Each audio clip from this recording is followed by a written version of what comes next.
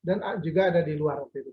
Jadi untuk mengatasi masa sulit. Yang kedua, keseimbangan mental dan memecahkan masalah. Itu manfaat menulis. Jadi mental kita atau mental itu apalagi sekarang ya, COVID. Jadi tentunya mental kita pasti akan banyak yang down. Saya sangat senang sekali buku Bunda Nur yang pertama itu bisa diselesaikan di masa COVID. Teman saya ada menyelesaikan buku 2 gitu. Saya waktu itu baru 1 buku. Jadi itu manfaatkan kondisi COVID ini untuk mental. Yang kedua, efek positifnya banyak, tajam dalam konsentrasi. Karena gini, untuk menulis, Bapak Ibu sekalian, saya kasih tips. Kalau mungkin sering, kalau ada yang pernah baca buku Quraisy Shihab, beliau waktu menulis tafsir Al-Mitsbah ya, itu dimulai jam 2 sampai jam 3. Kemudian para imam kita, Imam Syafi'i dan sebagainya, itu menulis buku itu dia mulai malam.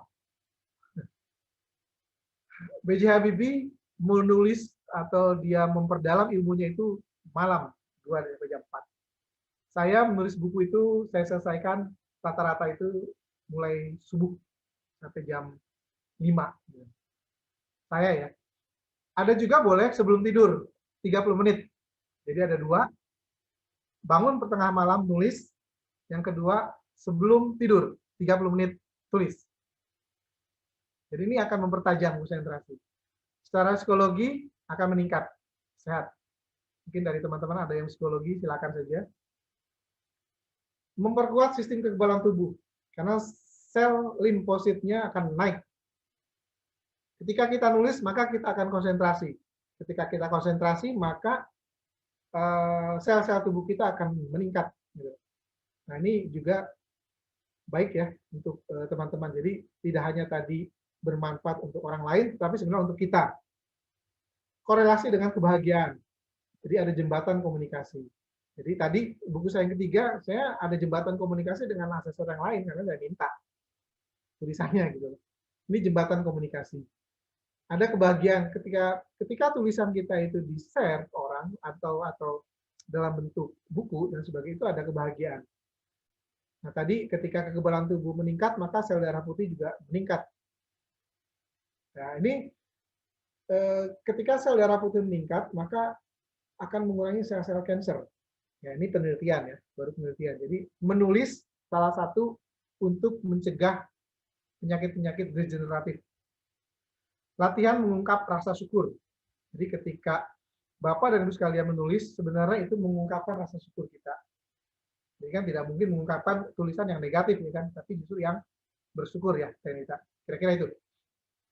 Kita lanjut. Nah ini juga manfaat, kita lewat saja. Nah nih tadi yang saya bilang, traumatik, ada yang penyakit-penyakit buruk di medan perang, gitu kan. Ada yang menulis sebagai kondisi mental, ada yang misalkan yang sering nyeri gitu, pening, demam, nyeri tulang flu. Nah, kondisi sekarang ini boleh ya, Bapak dan sekalian, kondisi pandemik ini. Saya harap kalau yang mungkin isolasi mandiri itu tulis saja di sini pengalaman 10 hari di rumah gitu, atau pengalaman 10 hari di rumah sakit. Kemudian ini penulis setiap hari maka kulitmu akan segar. Ini rata-rata kan 90%. Kalau Pak Mamun nggak mungkin segar ya. Ini untuk cewek ya Pak Mamun.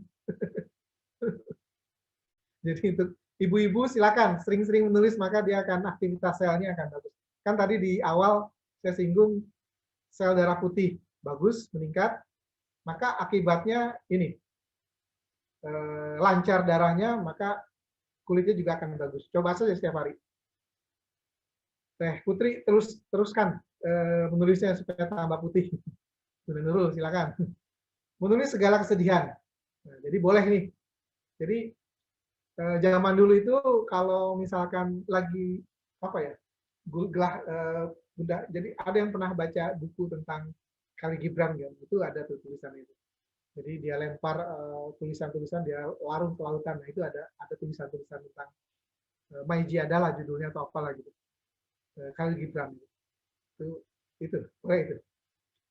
Nah, ini kalau yang punya penyakit hepatitis, gagal ginjal, ini bukan dari saya ya, ini dari media Indonesia nih. Ada pembuluh darah otak, infeksi kandung kemih, ya sembuh total setelah 15 buku berhasil dia tulis. Ya tentunya harus berobat juga ya. Kemudian gegar otak, jantung, paru, setelah dia nulis 50 buku dia sehat.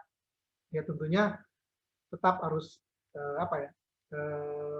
berobat.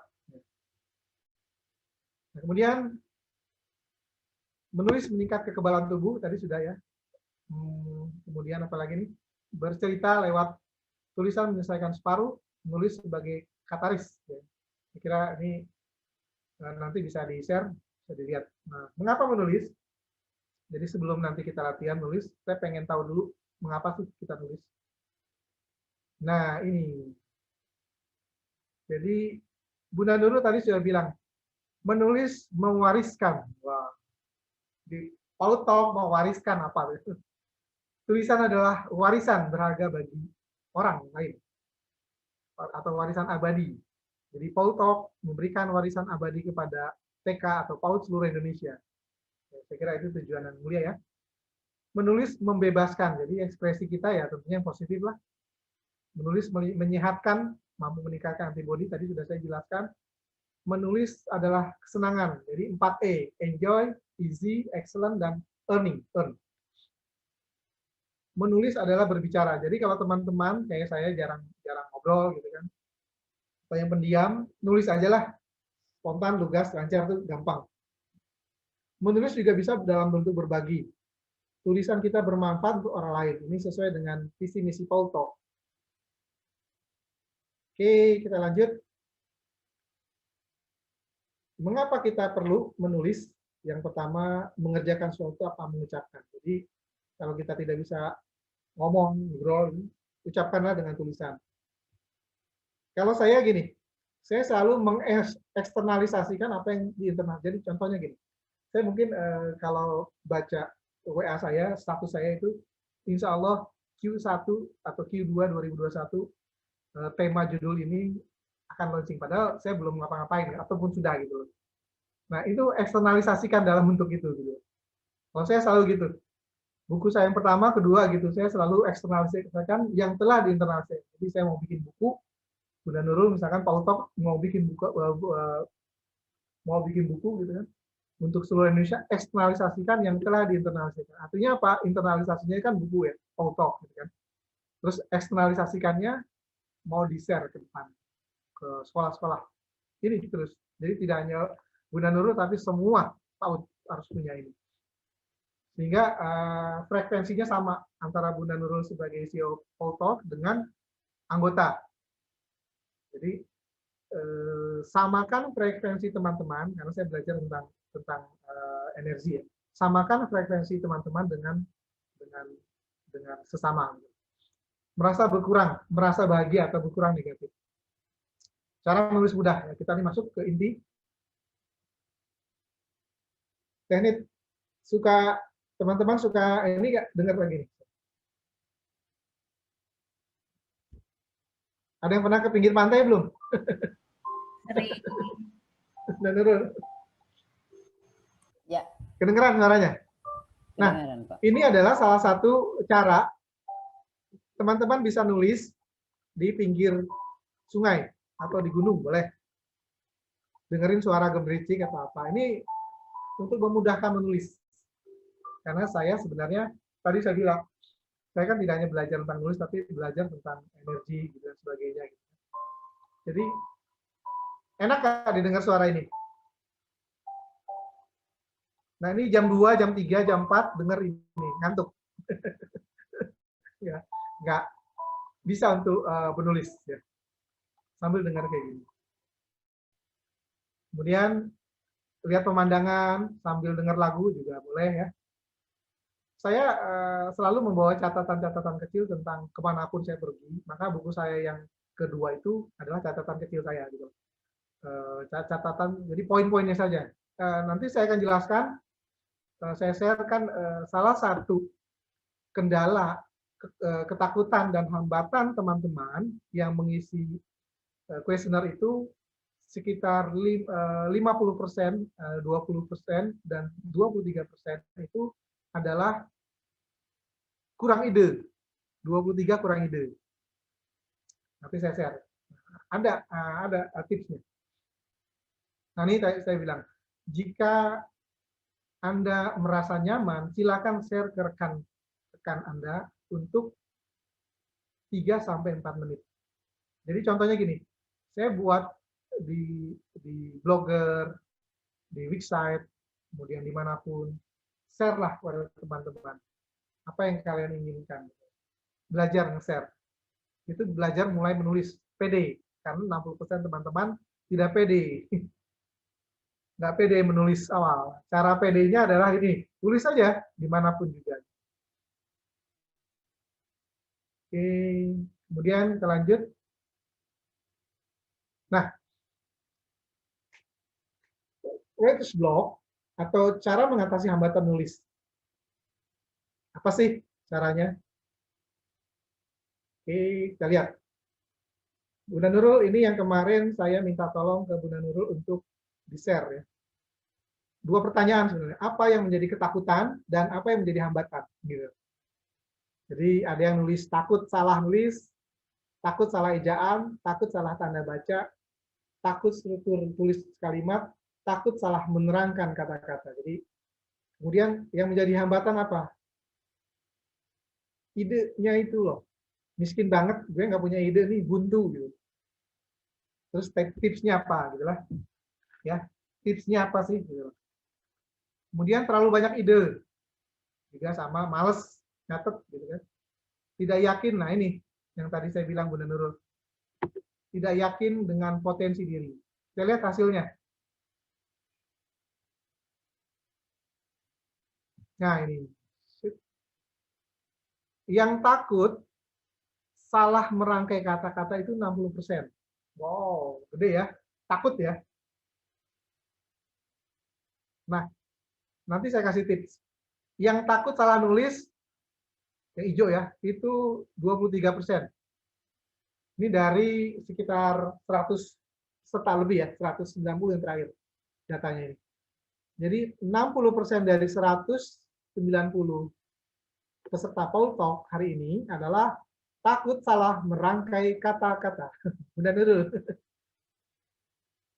Nanti ajarin nanti ada pelatihan untuk merangkai kata-kata. Kemudian peserta hari ini takut struktur tulisan kalimat. Wah, 23%, 24%. Jadi nanti bikin benar-benar pelatihan untuk supaya struktur kalimat bagus. Kemudian takut tanda baca. Takut salah nulis. Wah, udah takut struktur, takut ngerangkai, takut tulis. Tambah takut. Nah, ini yang jadi hambatan. Menurut dari 190 peserta itu tidak yakin dengan potensi. Ini ada 30%. Sorry, tadi yang 60% itu yang takut ya, rangkai. Ternyata 30% itu takut. Hambatannya itu dia nggak yakin dengan potensi dirinya. Nah, ide nih, ide ada 2, miskin ide dan banyak ide. Itu kalau digabung ada sekitar 50%. Jadi tentang ide itu 50%, Bunda Nurul. Jadi mungkin nanti ada pelatihan tentang ide. Kemudian malas catat, kata 16%. Ya, ini gambaran kita ya. Saya pun juga berada di sini awal. Saya pun pasti berada di sini ketika kalau dia dikirimkan kuesioner seperti ini. Nah, menurut saya ada tips yang harus Bapak Ibu sekalian kuatkan ya. Nanti saya share lah tipsnya. Jadi tuliskan 2-3 hal yang menghambat Anda mulai menulis. Ya. Tadi kan sudah ya. Jadi kuesioner itu sebenarnya pengganti ini. Jadi sebelum ada kuesioner saya buat ini dulu materi-materi saya yang sebelumnya. Saya buat seperti ini, tapi karena sekarang sudah ada kuesioner tidak perlu lagi karena waktunya. Kalau tatap muka mungkin enak, bisa kita minta tulis. Ya. Tapi karena Zoom meeting ini, saya lebih awal mintanya benar dulu. Kemudian, nah ini takut masalahnya satu ini. Takut ini tadi 50% ya. miskin ide, itu ada sekitar tadi 50%, terlalu banyak ide juga nih kalau digabung 50%, malas mencatat. Nah, tipsnya adalah, Bapak Ibu sekalian, kalau supaya yakin, itu tipsnya adalah cari tahu apa yang Bapak Ibu impikan. Jadi Paul Talk punya impian membuat buku dan di-share ke seluruh Indonesia. Nah, itu impian. Itu cara untuk supaya potensi dirinya meningkat, benar-benar. Jadi ajak yang 30% tadi teman-teman itu tidak pede, bikin buku. Karena kalau satu tidak pede, kalau digabung jadi pede ya Pak, benar-benar ya. Satu orang nggak pede, ketika digabung tulisannya menjadi bukan 10 nggak pede ya kan, tapi menjadi pede, benar nggak? Ketika 10 orang itu menjadi pede dan di-share, maka itu akan meningkatkan percaya diri yang kuat. Jadi laksanakan, benar-benar tidak harus nanti minta saja ISBN-nya ke saya, Bunda Nurul, tidak usah nyetak buku, bikin yang kayak tadi itu, Ibu kirim ke seluruh Indonesia. ISBN-nya minta ke saya aja. Gratis. Makasih. Ya. Yang kedua, kenali apa yang Anda suka. Tadi 4E, easy, enjoy, dan sebagainya. Itu cara kalau teman-teman tidak mensukai apa yang teman tulis, maka agak sulit juga gitu. Itu yang kedua. Kenali kelebihan dan kekurangan. Jadi 4 potensi itu. Kemudian berani dan jangan takut gagal. Jadi ada beberapa, itu Harry Potter itu 1000 kali ditolak. Bapak Ibu sekalian, Harry Potter tulisannya itu, bukunya itu 1000 kali ditolak oleh penerbit yang ke 1000 sekian lah ya baru bisa. Saya 4 kali ditolak. Jadi saya juga mengajukannya. Saya sih cuek aja, tidak perlu khawatir gitu. Soal ditolak tuh biasa, nah nggak usah khawatir. Coba hal-hal baru. Jadi untuk meningkatkan PD kita, cari hal-hal yang baru. Jadi Paul Talk, saya harap Bunda Nurul cari hal-hal yang baru penulisannya gitu. Tentang anak, mungkin tentang akademik gitu kan, tentang lain lagi gitu yang berbeda-beda gitu. Saya nulis buku di buku saya yang ketiga itu, Self Agitation itu, harapan saya adalah supaya tiap sekolah itu, maaf ini mungkin di luar konteks ya, itu semua kurikulumnya sama, harusnya tidak sama gitu. Kurikulumnya oke lah, yang sama tentang misalkan tentang K1 sampai K4, tetapi kan metodenya masing-masing berbeda, ciri khasnya. Jadi itu bisa dijadikan buku sebenarnya. Jangan takut berbeda. Jadi saya lihat selama saya sebagai asesor, mohon maaf, semuanya pengennya sama, padahal nggak usah takut berbeda gitu. Memiliki motivasi kuat, itu cara untuk meningkatkan. Nah, ini ada 2 cara supaya idenya itu tidak miskin, dan idenya terlalu banyak kan pasti pusing. Yang pertama, membuat analogi. Jadi kalau yang idenya itu berkurang, buatlah analogi gitu kan. Lihat sekitar lingkungan, jadi baca situasi dan lingkungan, kemudian apalagi menjadikan hal asing. Kalau saya senang hal-hal yang baru gitu. Jadi self awareness itu kan baru gitu kan. Kemudian karakter yang kedua, buku saya yang kedua juga hal yang baru gitu kan. Buku yang ketiga tentang activation, hal-hal yang baru. Jadi hal-hal yang baru aja cari. Perluas ruang lingkup, Bunda Nurul. Jadi teman-teman PAUD ini saya lihat punya potensi bagus, besar sekali gitu. Potensinya dia tinggal dikuatkan saja. Pupuk rasa ingin tahu semuanya itu. Kemudian buka wawasan, menggali gagasan, baca gitu. Kemudian bawa buku catatan. Jadi yang malas catat ini udah mulai sekarang bawa buku kecil. Karena ide itu kadang-kadang muncul. Begitu udah sampai rumah lupa, apalagi ibu-ibu ya. Sekarang ini kan 90% ibu-ibu. Jadi sudah di jalan, ketemu orang di rumah, ya sudah.